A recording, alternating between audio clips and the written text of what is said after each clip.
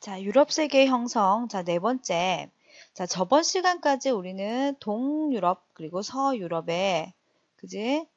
그 동유럽과 서유럽의 형성에 대해서 배웠어. 그지? 이러면 이번에는 다시 자, 유럽 세계 중에서 자, 서유럽을 다시 본다. 자, 서유럽의 자, 그리스도교 확산과 문화에 대해서 한번 보자는 거야. 자, 그리스도교 확산된 배경이 뭐니? 우리가 자, 서유럽에서 그리스도교를 가장 발전시켰던 자, 왕이 누구였어? 카롤로스 대제였지. 카롤로스 대제가 자, 서로마의 황제의 관을 받고 난 다음에부터 자, 교회도 막 짓고 이런 식으로 그리스도교를 확산시켰다는 거야. 자, 그래서 자, 그리스도교 확산됨으로써 자, 로마 교회가 자, 정말 그 서로마 그 모든 사람들에게 정신적인 지배를 했다는 거야. 그리고 자, 일상생활에도 엄청나게 큰 영향을 주었다는 거지, 그리스도교가. 자, 여기에 대한 예를 한번 보자. 자, 그러면 영주, 얘들아, 옛날에 영주가 뭐지? 영주가 자, 왕에게 자, 충성을 맹세하면서 큰 땅을 받은 그런 제후들을 영주라고 했었지. 그러면 이 영주는 왕에게 충성을 맹세한다고 했잖아. 그걸 우리가 봉건제도라고 저번에 배웠다, 그지? 그러면 이 영주는 그러면 봉건제도에서 왕에게 충성하는 대표적인 게 뭐였어? 전쟁이 나가면 전쟁이 나면 나가서 싸워야 되는 그런 역할을 했다는 거야. 그지? 자, 그런데 자, 그러면 교회 축제 기간만은 전쟁을 뭐 했다는 얘기야? 금지했다. 이런 얘기지. 자, 요걸 보면 로마 교회가 그 당시에 정신적인 지배와 일상생활에 큰 영향을 미쳤구나. 여기에 대한 예구나라고 이해를 해야 된다는 거야. 자, 그리고 자, 약한 자를 보호했대. 성경에 보면 약한 자를 보호하라 이런 말이 정말 자주 등장하거든. 그러니까 그런 내용처럼 약한 자를 보호한 역할을 하였던 게 누구였냐면 영주였다는 거야. 그리고 농민도 자, 교회 역량으로 자기가 농사를 지은 그 농산물, 그지? 그 생산량의 자, 10분의 1을 항상 교회에 바쳤다는 거야. 자, 요걸 보고 알 수 있는 거는 로마 교회가 자, 그 당시에 엄청난 자, 정신적인 지배를 하였다는 걸 알 수가 있겠지. 자, 그러면 자, 이 두 번째. 자, 교회가 엄청 많아지고 그 당시에 최고의 직업은 뭐였냐면 성직자, 지금으로 치면 목사 이런 거지, 그지? 자, 성직자였다는 거야. 그만큼 자, 성직자가 최고의 직업인 만큼 크게 우대를 해줬거든. 그러니까 서로 성직자를 하고 싶어 하겠지. 성직자가 나오면 그 가문의 영광이겠지. 그러니까 어떻게 돈 있는 그런 사람들 어떻게 뜯겠노? 돈을 주고 자기 성직을 막 사는 거야. 그지? 자, 이렇게 성직 매매를 하게 되고 부패와 타락을 하게 돼서 자, 교회가 세속하게 되게 된다는 거야. 자, 그래서 이 세속화를 방지하기 위해서 자, 클리니스돈 대표적인 자, 클리니스돈 여기에서 교회 개혁 운동을 하게 되었어. 그지? 그래서 자, 클리니스돈은 어떻게 했냐면 자, 뭐 새벽 3시에 일어나서 자, 기도를 하고 그리고 뭐 청소를 하고 또 기도하고 이런 식으로 아주 청빈한 생활을 했던 이런 수도원이었대. 그래서 이곳에서 자, 교황이 한 30명 이상이 나왔다는 것처럼 정말 대단한 곳이래. 자, 이런 클리니 수도원에서 교회 개혁 운동을 외쳤다는 거야. 그래서 성직 매매를 금지한다. 이런 식으로 교회 개혁 운동을 했다는 거지. 자, 그럼 여기에서 너네가 비교를 해야 되는 건 뭐냐면 자, 우리가 비잔티움 제국에서 자, 동서교회가 8세기 때 분열되었다라고 했던 거 기억나지? 그 원인이 뭐였니? 성상숭배 금지령 때문이었지. 성상숭배. 자, 성상숭배가 뭐였지? 성모 마리아상을 섬기는 게 이단이다라고 생각해서 비잔티움 제국, 그러니까 동유럽에선 성상숭배 금지를 했기 때문에 이 원인으로 해서 동서교회가 분열되었다는 거야. 그지? 자, 근데 지금 우리가 배우고 있는 건 서로마에서 배우고 있는 거야. 그럼 시험에서, 자, 중세의 로마에서, 자, 교회 개혁 운동이 있었던 원인은 성상숭배 금지 때문이다 라고 하면 맞는 거니, 틀린 거니? 틀린 거지. 자, 교회 개혁 운동의 원인은 교회의 세속화 때문이고, 자, 동서교회 분열의 원인은 성상숭배 금지. 이렇게 비교해서 문제를 풀 수 있겠지. 자, 선생님 이해되나?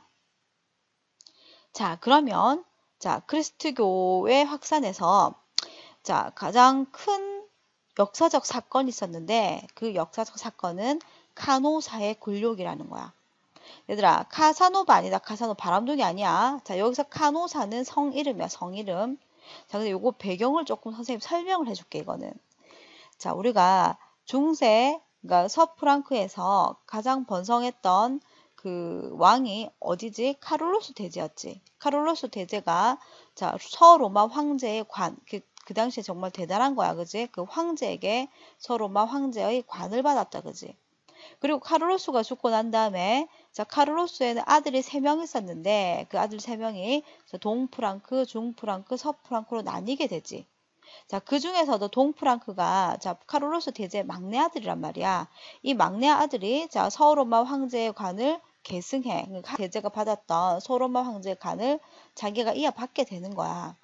그러니까 자기가 옛날에는 그 당시에는 성직을 임명할 수 있는 권리는 교황에게만 있었거든. 그런데 이제 그 동프랑크의 그 왕이 자기가 뭐냐면 자기가 직접 성직자를 막 임명하게 되는 거야. 왜? 나는 서로마 황제의 간을 받았으니까 나도 성직자를 임명할 수 있는 권리가 있다. 이렇게 주장하면서 성직자를 막 임명을 했다는 거야.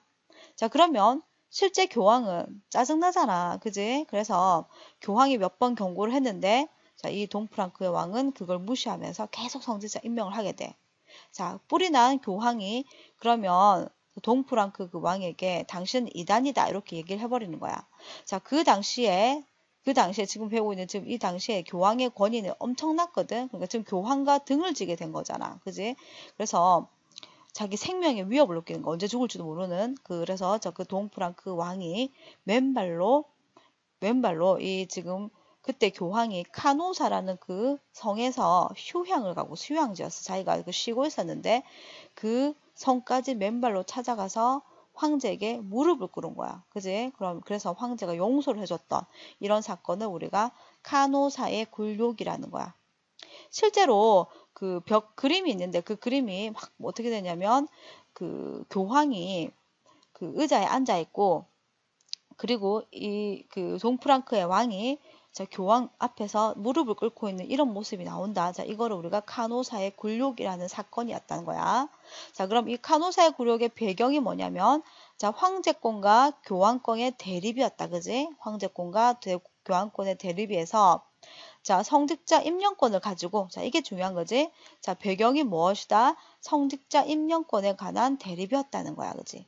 자, 그 결과 우리가 그 누구지? 황제인 그 동프랑크의 황제가 교황에게 무릎을 꿇었다고 했지. 그래서 결과적으로, 자, 이 결과는 교황은 해, 황제는 달, 이게 뭐니? 그러니까 교황이 더 높고 황제는 그 밑이라는 이런 뜻이겠지. 그래서 교황은 해, 황제는 달. 여기서 알 수 있듯이 뭐다? 교황권이 강화하게 된다는 거야. 자, 얘들아, 그래서 이거 시험에 나오면 어떻게 되냐면, 자, 교황권의 강화 배경이 누구다? 카노사의 굴욕 사건이지.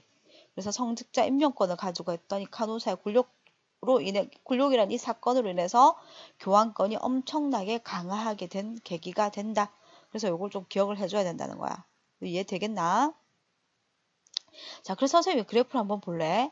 자, 이 그래프에서 자, 이 파란색은 뭐냐면 황제권이야. 그리고 여기 뭐지?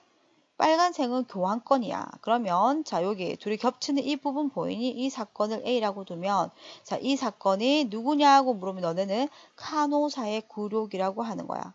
자, 봐. 이 사건을 계기로 해서, 자, 뭐니? 지금 빨간색 그래프가 파란색 그래프보다 더 위에 있는 거지. 그래서 빨간색 그래프가 교황권이잖아. 교황권이 황제권보다 훨씬 강화된 거 보이니?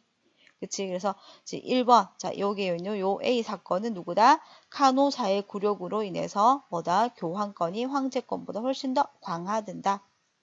자, 요거를 좀 기억을 해주라는 얘기야. 자, 이해되나? 자, 그럼 여기까지 자, 우리가 중세 서유럽, 중세 유럽, 중세 서유럽 다 같은 말이야. 왜? 중세 유럽의 중심지가 서유럽이었기 때문에 서유럽을 기준으로 해서 배운다. 자, 그래서 이번에 중세 유럽 문화. 자, 여기 서유럽 문화입니다. 자, 첫 번째, 자, 스콜라 철학자. 스콜라 철학이 유행했대, 스콜라 철학. 스쿨이 지금의 스쿨과 같은 거야, 스쿨. 그러니까 학교인 거지. 그러니까 사람들을 모아놓고 막 가르치는 거야. 그래서 이런 스콜라 철학이 자, 유행하게 되었다.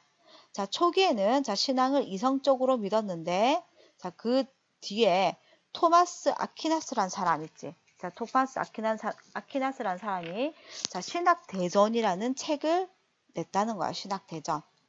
그래서 이 책에서 알 수 있는 거는 뭐냐면, 자, 이성과 신학의 조화를 강조하였다라는 거야.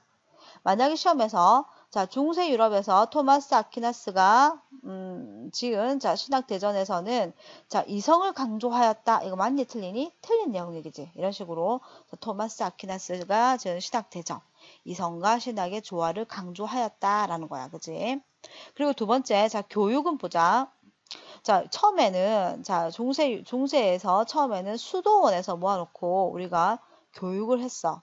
그런데 이게 12세기에 뭐가 세웠다? 대학이 세워졌다는 거야. 그래서 12세기에 뭐다?